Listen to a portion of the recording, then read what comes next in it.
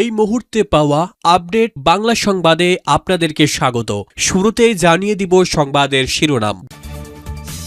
ধ্বংসস্তূপেই ফের মাথা তুলবে ৩২ নম্বর। ধানমন্ডির ৩২ নম্বর পুনর্নির্মাণের জন্য বাজেট পাশ আওয়ামী লীগের। বিএনপির বাধা উপেক্ষা করে কাজ শুরুর নির্দেশ শেখ হাসিনার। এক বার্তায় শেখ হাসিনা জানান, ৩২ নম্বর কোনো সাধারণ ভবন নয়, এটি আমাদের অস্তিত্ব।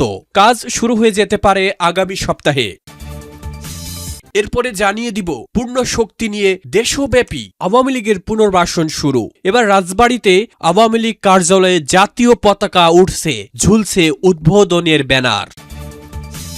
জানিয়ে দিব হবু সরকারকেও ফ্যাসিবাদী আখ্যা জামায়াত জোটের। কথা না রাখলে ফের পথে নেমে আন্দোলনের হুমকি। ক্ষমতার মসনদে বসার আগেই ফের অশান্তির মুখে বাংলাদেশ। ভোটেও দেশের রাজনৈতিক সংকট আদৌ কাটেনি, বরং আরও গভীর হয়েছে। এবং সবশেষে জানিয়ে দিব এবারে জুলাইয়ের সঙ্গে গাদ্দারি করে বিএনপি সরকারের যাত্রা শুরু। মন্তব্য সার্জিস আলমের। এতক্ষণে শুনছিলেন সংবাদের শিরোনামগুলি, এবারে বিস্তারিত। তবে তার আগে ভিডিওতে একটি লাইক এবং কমেন্টস করে আপনার মূল্যবান মতামতটি জানিয়ে দিন। ১২ ফেব্রুয়ারি নির্বাচনে বিএনপির নিরঙ্কুশ জয়ের পর আজ ১৭ ফেব্রুয়ারি যখন বঙ্গভবনের তারেক রহমানের শপথের তোড়জোড় চলছে, ঠিক তখনই ঢাকার ধানমন্ডি ৩২ নম্বর এলাকা নিয়ে এক রহস্যময় পরিকল্পনার খবর পাওয়া গেছে। গোয়েন্দা সূত্র নিশ্চিত করেছে যে গত ৬ ফেব্রুয়ারি ২০২৫ এর সেই বুলডোজার মার্চ এ ধ্বংসপ্রাপ্ত বঙ্গবন্ধু স্মৃতি জাদুঘরটি পুনরায় গড়ে তোলার নির্দেশ দিয়েছেন শেখ হাসিনা। দিল্লি থেকে দেওয়া এক বিশেষ বার্তা তিনি জানিয়েছেন, ৩২ নম্বর কোনো সাধারণ ভবন নয়, এটি আমাদের অস্তিত্ব। বিএনপির বাধা আসলেও আগামী সপ্তাহেই সেখানে পুনর্নির্মাণের কাজ শুরু করতে হবে। এই পুনর্নির্মাণ প্রকল্পের জন্য শেখ হাসিনা ইতিমধ্যেই একটি বিশেষ ঐতিহ্য রক্ষা বাজেট অনুমোদন করেছেন। দলীয় অভ্যন্তরীণ সূত্র এবং প্রভাবশালী ব্যবসায়িক মহলের দাবি, এই প্রকল্পের প্রাথমিক বাজেট ধরা হয়েছে ৪৫০ কোটি টাকা।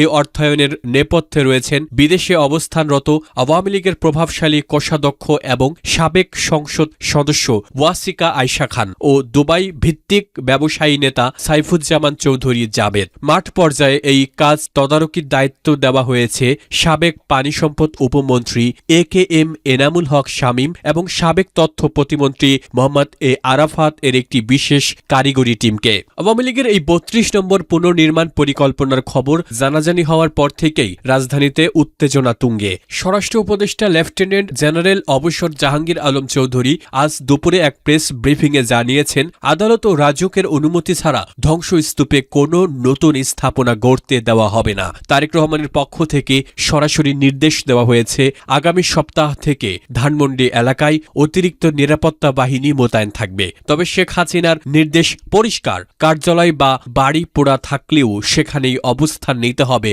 এবং কাজ শুরু করে দিতে হবে। ১৭ ফেব্রুয়ারির এই বিকেলটি বাংলাদেশের রাজনীতির মোড় চিরতরে ঘুরিয়ে দিতে পারে। একদিকে তারেক রহমান সরকার গঠনের প্রস্তুতি নিচ্ছেন, অন্যদিকে শেখ হাসিনা দিল্লি থেকে তার রাজনৈতিক শক্তির কেন্দ্রটি পুনরায় ফিরে পাওয়ার জেদ ধরেছেন। আগামী সপ্তাহ থেকে ধানমন্ডির সেই পোড়া ভিটায় ইট পাথরের লড়াই শুরু হবে নাকি আলোচনার মাধ্যমে সমাধান হবে তা সময় বলে দেবে। তবে আওয়ামী লীগ ফিরছে তৃণমূলের এই স্লোগান এবং ৩২ নম্বরের নতুন বাজেট পাশ প্রমাণ করেছে যে সংঘাতের শেষ সীমানায় দাঁড়িয়ে আছে বাংলাদেশ।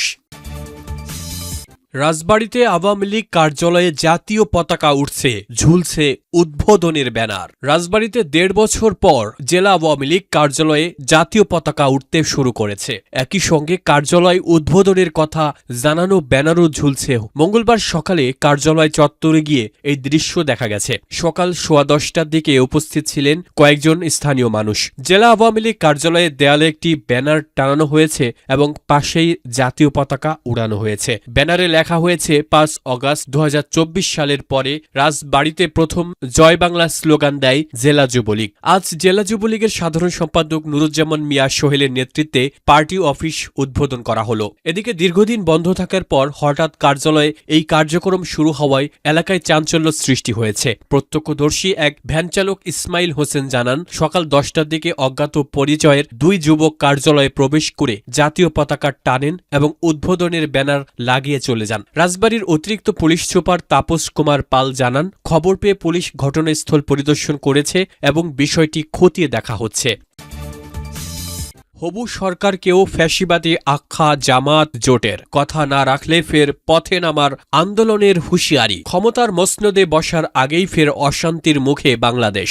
শপথ গ্রহণ ঘিরে বিএনপি, জামায়াতে ইসলামী ও ন্যাশনাল সিটিজেন্স পার্টি সংঘাতে স্পষ্ট হয়ে উঠেছে। ভোটেও দেশের রাজনৈতিক সংকট আদৌ কাটেনি, বরং আরও গভীর হয়েছে। আর এই অস্থিরতার নেপথ্যে বারবারই উঠে আসছে মোহাম্মদ ইউনূস এর ব্যর্থ অন্তর্বর্তী শাসনের ছায়া, যার শেষ অধ্যায়েই বাংলাদেশ কার্যত নতুন এক অরাজকতার পথে হাঁটছে। ফেব্রুয়ারি 12 নির্বাচনে বিএনপির 2/3 সংখ্যাগরিষ্ঠতা পেলেও সেই ভোট নিয়ে কারচুপি ও অনিয়মের অভিযোগ আজও কাটেনি। তার উপর একই দিনে জুলাই সনদ নিয়ে গণভোট, যেখানে সংসদকে 180 দিনের জন্য সংবিধান সংস্কার পরিষদে পরিণত করার প্রস্তাব পাশ হয়েছে। ইউনূস সরকারের তত্ত্বাবধানে হওয়া এই দ্বৈত ভোটই আজ বাংলাদেশের রাজনৈতিক বিস্ফোরণের মূল কারণ। বিএনপি শপথ নিলেও সংবিধান সংস্কার পরিষদের সদস্য হিসেবে শপথ নিতে অস্বীকার করেছে। ফলস্বরূপ জামাত ও এনসিপি ঘোষণা করেছে, বিএনপি যদি পূর্ণ শপথ না নেয় তারা সংসদে কোনো শপথই নেবে না।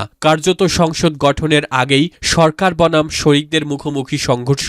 জামাত নেতা সৈয়দ আবদুল্লাহ মোহাম্মদ তাহেরের বক্তব্য, সংস্কার ছাড়া সংসদ অর্থহীন। এনসিপির অবস্থানও একই, তারা প্রকাশ্যে হুমকি দিয়েছে শপথের নামে প্রহসন চললে ফের রাজপথে নামবে। সবচেয়ে উদ্বেগের বিষয়, এই রাজনৈতিক অচল অবস্থার সঙ্গে জুড়ে দেওয়া হয়েছে নারী নির্যাতন ও গণধর্ষণের অভিযোগ। নোয়াখালীতে এক এনসিপি সমর্থক মহিলাকে গণধর্ষণের ঘটনা তুলে ধরে জামাত বলছে, ভোট পরবর্তী হিংসা ও ধর্ষণ মিলে নতুন সরকার ও ফ্যাসিবাদ এর পথেই হাঁটছে। এই ফ্যাসিবাদ শব্দটাই সবচেয়ে তাৎপর্যপূর্ণ। শেখ হাসিনার বিরুদ্ধে যে ভাষা ব্যবহার হয়েছিল, আজ সেই একই অভিযোগ তোলা হচ্ছে তারেক রহমান এর নেতৃত্বাধীন বিএনপির বিরুদ্ধে। অর্থাৎ ইউনূস পরবর্তী বাংলাদেশে ক্ষমতা বদলালেও রাজনৈতিক সংস্কৃতি বদলায়নি। এখানেই ধরা পড়েছে ইউনূসের আসল ব্যর্থতা।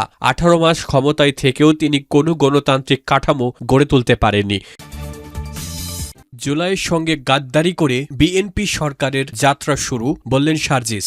জুলাই সনদ ও অভ্যুত্থানের আকাঙ্ক্ষার সঙ্গে গাদ্দারি করে বিএনপি সরকারের যাত্রা শুরু হলো বলে মন্তব্য করেছেন জাতীয় নাগরিক পার্টির উত্তর আঞ্চলীয় মুখ্য সংগঠক সার্জিস আলম। মঙ্গলবার 17 ফেব্রুয়ারি তিনি তার ভেরিফাইড ফেসবুক পেজে দেওয়া এক পোস্টে এই কথা বলেন। উল্লেখ্য, ত্রয়োদশ জাতীয় সংসদ নির্বাচনে পঞ্চগড় এক আসনে সার্জিস আলম হেরেছেন। মূলত সংসদ ভবনে বিএনপি নির্বাচিত সংসদ সদস্যদের শপথ অনুষ্ঠান শুরুর আগে দলীয় এমপিদের উদ্দেশ্যে বিএনপির স্থায়ী কমিটির সদস্য সালাউদ্দিন আহমদ তিনি জানান, তারা আজ সংবিধান সংস্কার পরিষদের শপথ নিচ্ছেন না। সালাউদ্দিন আহমদ সাদা ও নীল রঙের দুটি ফরম হাতে নিয়ে বলেন, আমরা কেউ সংবিধান সংস্কার পরিষদের সদস্য নির্বাচিত হইনি এবং সংবিধানে এখনও এটা ধারণ করা হয়নি। গণভোটের রায় অনুযায়ী সংবিধান সংস্কার পরিষদ গঠিত হলে সেটা সংবিধানের আগে ধারণ করতে হবে এবং সংবিধান সংস্কার পরিষদের সদস্যকে কে শপথ নেওয়াবেন সেটার বিধান করতে হবে। এমন ফরম সংবিধানের 3য় তফসিলে আসবে। সেগুলো সাংবিধানিকভাবে সংসদে গৃহীত হওয়ার পরে সংবিধান সংস্কার পরিষদের সদস্যদের শপথ নেওয়ার বিধান করা হবে। আমরা সংবিধান মেনে এ পর্যন্ত চলেছি, আশা করি সামনের দিনেও চলব বলে উল্লেখ করেছেন তিনি। সালাউদ্দিন আহমদ বলেছেন, আমি মাননীয় চেয়ারম্যানের নির্দেশে ওনার উপস্থিতিতে আমাদের দলীয় সিদ্ধান্ত জানালাম।